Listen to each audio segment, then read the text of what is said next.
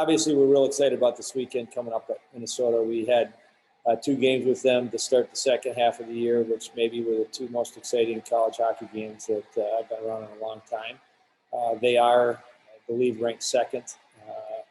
They are certainly deserving of that with how they played this year and the talent they have on their team. So I'm excited to see, again, another opportunity for our team to see how we match up against one of the best, if not the best in the country. The last time, like I said, were 2 outstanding games that, at the end of both games, you appreciated the effort from both sides, you appreciated the skill from both sides, and you looked at 2 teams that, are both having really big years and good years. So that's it. We had a good weekend against Michigan State that we'd like to answer some questions about, but obviously this week's focus is on getting ready for me. We've got a couple questions stacked up for you, Coach. So we'll start with Jess Myers. Hi, Tony. Hi, Jess. How you doing? Good, thank you. It's going to be below 0 in Minneapolis over the weekend, and these 2 teams are battling for the Big Ten lead. Is it kind of a throwback to when you were on the ice? Well, I do know that, our kids probably don't know a whole lot of history of the length of the rivalry, but we have enough Minnesota kids, and Minnesota knows Wisconsin enough that there's still a deeper meaning than just 2 teams playing for league first place, whatever. This is a rivalry that, for me, I remember every single game we played against the Gophers, the excitement build up, the kind of review of how the history had gone, between the 2 teams prior to us playing. So, there's a lot that goes along with this series, but I think the focus should be on both teams is today's team, where we both are in the standings, where both our programs are at this point. Minnesota's been on a nice run the last 2 years to build to this. We're in the process of building to try to get back to being a team that is a national contender. So it's a setup for, I don't know what the point difference is. It's not many. So it's set up to be a real exciting series that all of college hockey will keep an eye on to see how it's played and who comes out on top. So Minnesota, Wisconsin, drop the puck and let's play. And then if I could just follow up quickly, you were on an NHL team where one guy was really the focus of your offense and got most of the attention from the other teams. With Cole Caulfield and what he's doing and rightfully the attention he's getting, what does that do for the other forwards on your team as far as, maybe freeing them up if everybody's focusing on Cole? I think that's a great point. I look at Minnesota's roster and I look up their lines and they got depth as well. And you look at, a lot of the elite teams have multiple ways of beating you. Our team, I think everyone does focus on Cole from the standpoint. He's the most visible because of who he is and what he's done, and also because of the kind of year he's having. So what it does, and really with the way our lineup's set up, Dylan Holloway on the second line with Sean and Brock Caulfield, the brother, those guys are, I don't want to say quietly, having really, really good years, but I think that the balance that we have on our team does give us the ability that if Cole is being checked hard, there's some things that we can do to counter that. And I think that's really important on any team. And Cole, I think, if you look at last week's games, the second game, Michigan State checked us hard, and their goaltender was playing great, and it was a physical battle. And it was hard, for us to create a ton offensively.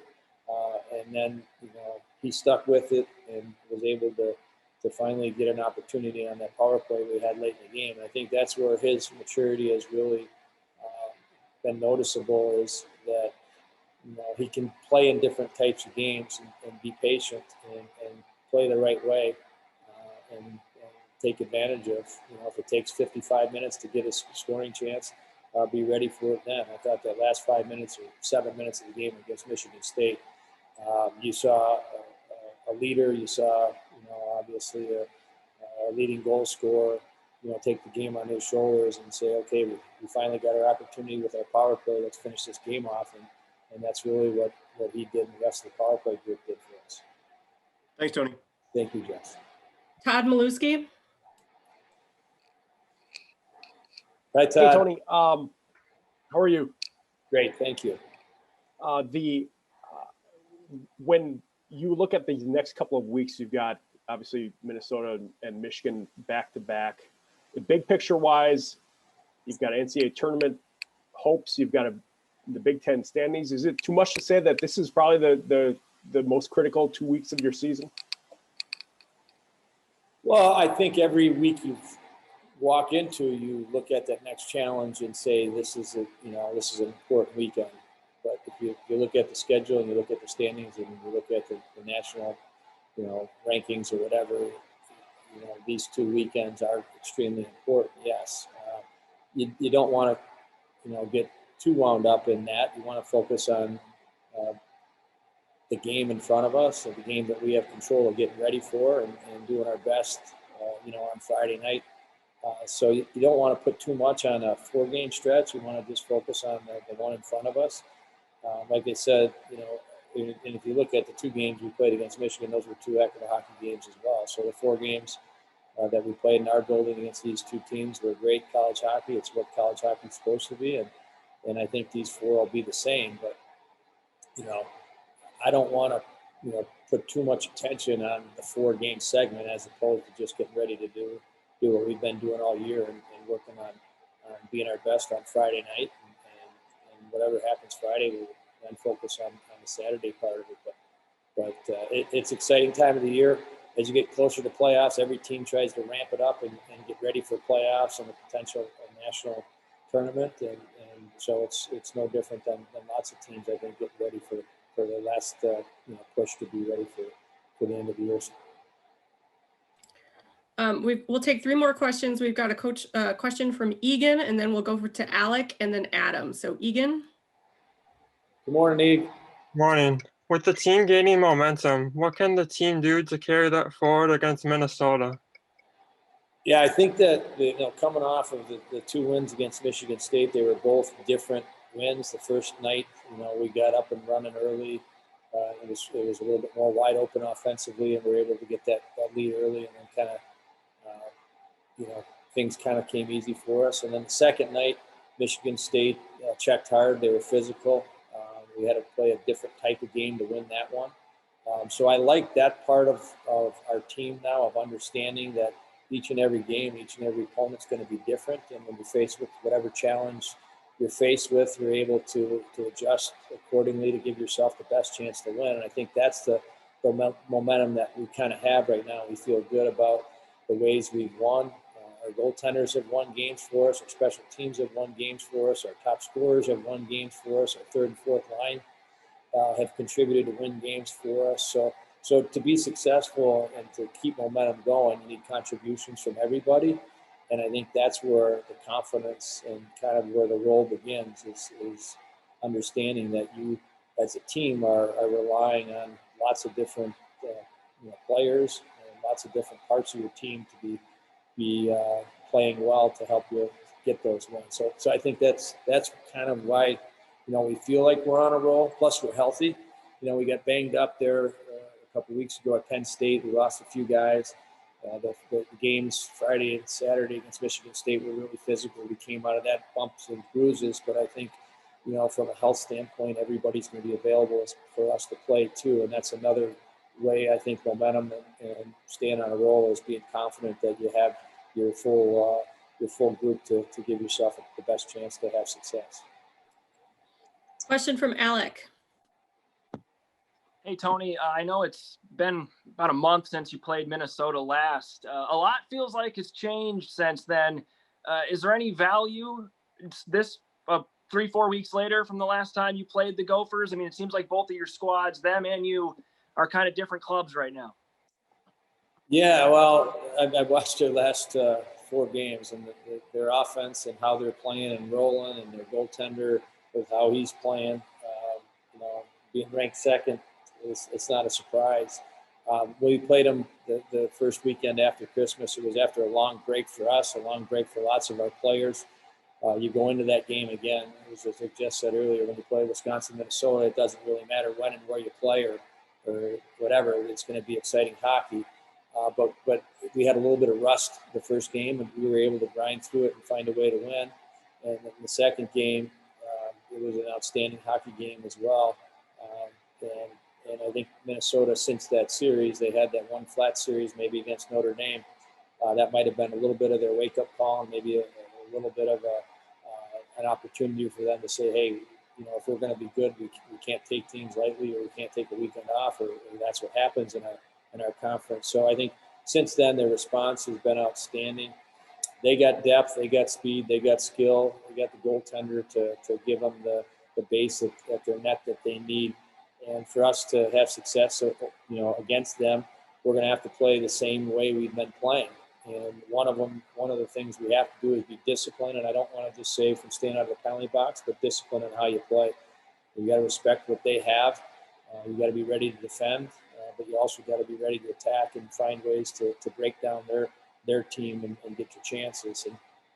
And we'll work all week in practice to be ready for that. And again, I think these are the games that at the start of the year you circle, and it really doesn't matter where you are in the standings or what's going on in college hockey. You're getting a chance to go play the Gophers, and the Gophers are getting a chance to play the Badgers. And this is meaningful games for them that, I haven't played the Gophers as a player for 30 plus years, but I remember every one of them, and my heart starts beating a little bit faster when you start thinking about those matchups. These are the ones that the kids, when they signed up to go to our schools, these are the ones that they most look forward to. There's an opportunity to play each other, and that's what this weekend will be as well. And final question from Adam. Hi, Coach. How are you? Good, Adam. Thank you. Just any thoughts on the lack of clarity right now in terms of how teams are going to make the NCAAs, and if you wish there was more clarity, or how you think that's all going to play out? Yeah, I think that there's still lots of uncertainty with everything going on. I know the Michigan cancellation games kind of put a damper on how we're going to finish our season. So I'm not too concerned about how it's all going to play out. I think that all we can do is control what we can control, and that's how we play, a game on Friday and the game on Saturday, and then get ready for Michigan next week. So I don't want to, make a big deal of it. I think that the committee and the people in charge that are trying to figure out that, how they're going to pick the best 16 teams know it's going to be a challenge, just like everything else has been this year. There's lots of really good teams. I mean, I look at our conference. I don't want our conference to be overlooked and say, well, you've got 3 or 4 teams around the 500 mark. You've got Minnesota pulling away, and maybe Wisconsin and Michigan, having good years. I don't want to look past Notre Dame and Penn State and Ohio State, Michigan State, saying that those guys shouldn't be in the tournament. Any one of those teams could be in the tournament and play really, really well. So I'm hoping that we get the respect as a conference to get a minimum of 4 teams into the tournament. I think we are certainly deserving of that. You look at Arizona State came into this season as a highly ranked team with a ton of returning talent and scoring. They came into our conference to play the games, and our conference has done really well against a team that, the last few years has been not only good enough to be in the tournament, but deserving of that honor. And I think I just want to make sure our league gets the respect that we deserve, and we get the 4, if not 5 teams into the tournament, because I know we all can make great showings and have a great run at the national title.